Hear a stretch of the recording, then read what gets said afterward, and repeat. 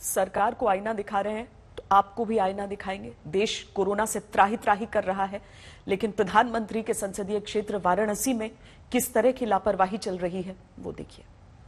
अस्पताल में बेड नहीं मिल रहे हैं, ऑक्सीजन की दिक्कत है, शमशान घाटों पर चिताओं को इंतजार करना पड़ रहा है, लेकिन लोग हैं कि लापरवाही मानने को तैयार नहीं है। बनारस की गलियों में हम इस समय और वाराणसी में किस तरह देखिए लॉकडाउन की नौबत आई है। 3 दिन के लिए लॉकडाउन बढ़ाया जा रहा है, नाइट कर्फ्यू लगाया जा रहा है, वो इसलिए कि लोग भीड़ भाड़ से बचें, थोड़ी तो जागरूकता है। ये चाय की चौपाल है, बनारस रोज की तरह यहाँ पड़ता है, भीड़ कम होने का नाम नहीं ले रही है। चाचा डर नहीं लगता बीमारी से? नहीं भैया एकदम नहीं, कोई बिल्कुल नहीं लगता। बिल्कुल नहीं, बिल्कुल नहीं। कोरोना नहीं है? नहीं कोरोना है तो अपनी जगह सर्दी जुकाम बुखार है, कोरोना है। हम लोग प्रिकॉशन लेके अपना योगा। क्या प्रिकॉशन ले रहे थे यहाँ भीड़ में, आप बता सकते हैं? अरे प्रिकॉशन, अब हम लोग आए सब्जी फब्जी खरीदने, जो है चाय वाय पियेंगे। प्रिकॉशन क्या ले रहे थे वो बता? एक्सरसाइज सुबह करते हैं, काढ़ा पीते हैं, गर्म पानी पीते हैं। जो दवा की जरूरत तो है नहीं हम लोगों को।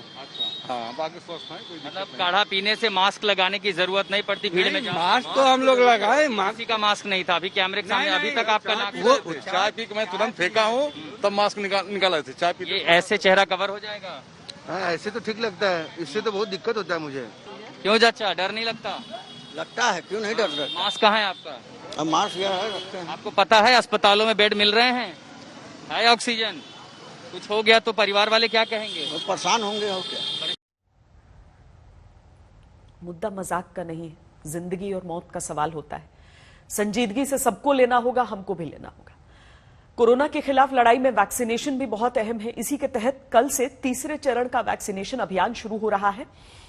18 साल से 45 साल की उम्र के लोगों का टीकाकरण किया जाना है। इस अभियान के लिए बड़े पैमाने पर लोगों ने रजिस्ट्रेशन करा लिया है, लेकिन कई राज्यों में कल से टीकाकरण शुरू होने पर संदेह बना हुआ है। वैक्सीन की उपलब्धता न होने की वजह से कई राज्यों की ओर से साफ कहा जा रहा है कि वो 1 मई से तीसरे चरण का टीकाकरण अभियान नहीं शुरू कर पाएंगे। 1 मई से यानी कि कल से 18 से 44 साल की उम्र के लोगों का भी वैक्सीनेशन शुरू होना है। 45 साल से ऊपर की उम्र के लोगों का तो वैक्सीनेशन चल ही रहा है। अब कल से 18 से 44 साल के लोगों की उम्र के लोगों का भी वैक्सीनेशन शुरू होना है।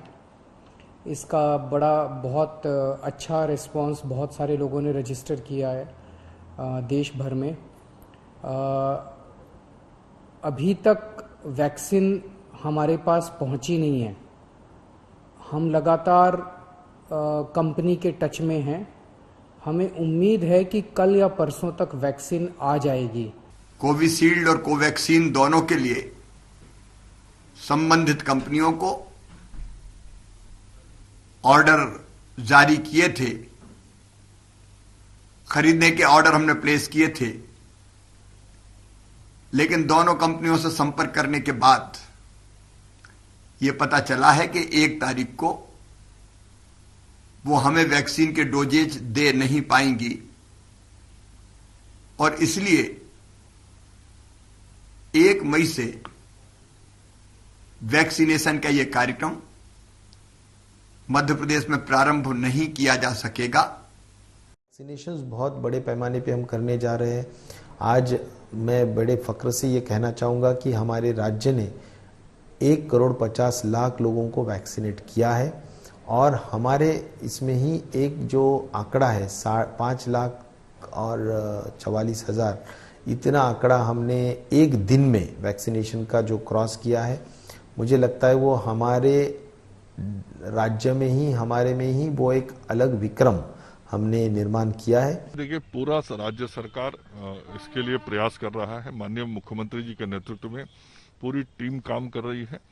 स्वास्थ्य विभाग, उद्योग विभाग के साथ मिलके हर चीज की मॉनिटरिंग कर रहा है कि कैसे ऑक्सीजन की रिफिलिंग की कैपेसिटी हम बढ़ाएं, हम ऑक्सीजन का ट्रांसपोर्टेशन बढ़ाएं और विगत कुछ दिनों में हम सब लोगों ने अपनी कैपेसिटी को बिल्डअप भी किया है। 15 मई तक हमको भारत सरकार ने 10 करोड़ भारत टेक से और 2 करोड़ सीरम से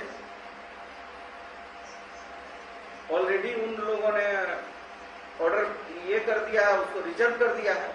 अब आप बताइए कि वो कंपनियां कहती हैं कि हम 15 मई तक तो आप भूल जाइए, 15 मई के बाद जो है मई के अंतिम सप्ताह में हम विचार करेंगे कि आपको कैसे करके पैसा लेके भी हमको जो है मई के अंतिम सप्ताह में देगा या नहीं देगा, ये उनके ऊपर निर्भर है।